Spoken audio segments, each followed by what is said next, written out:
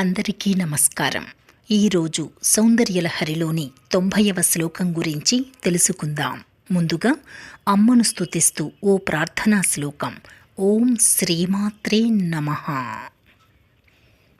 హ్రీంకారాసనగర్భితానలసిఖాం సౌః క్లీం కళాం బిభ్రతీం సౌవర్ణాంబరధారిణీం వరసుధాధౌతాం త్రినేత్రోజ్వలాం వందే పుస్తకపాశమంకుశధరాం స్రగ్భూషితాముజ్వలాం త్వాం గౌరీం త్రిపురాం పరాత్పరకళాం శ్రీచక్ర సంచారిణీ.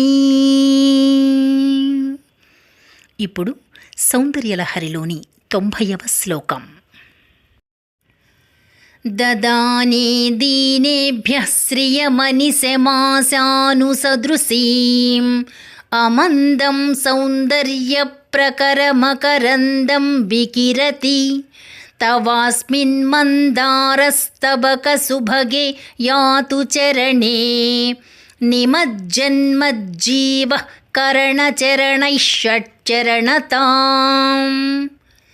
ఈ శ్లోకం యొక్క అర్థమేమిటంటే, జగన్మాత, నీ పాదములు కల్పవృక్షపు పూలగుత్తులు. వానిపై భ్రమరమునై వారి మకరందమును ఆస్వాదించే అదృష్టమును నాకు కలిగించు. జనని నేత్రముల యందలి అమృతము మన్మధుని తిరిగి బ్రతికించడానికి, అధరామృతము కామేశ్వరుని కొరకు, స్తన్యములోని అమృతము గణపతి కుమారస్వామి కొరకు, పాదములలో ఉన్న అమృత రసము భక్తుల కొరకు ఉద్దేశించబడినది.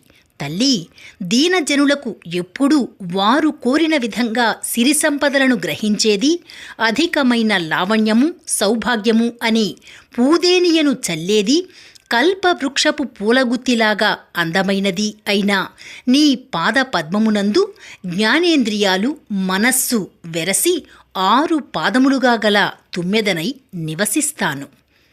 రేపు 91వ శ్లోకం గురించి తెలుసుకుందాం. ఓం శ్రీమాత్రే నమః.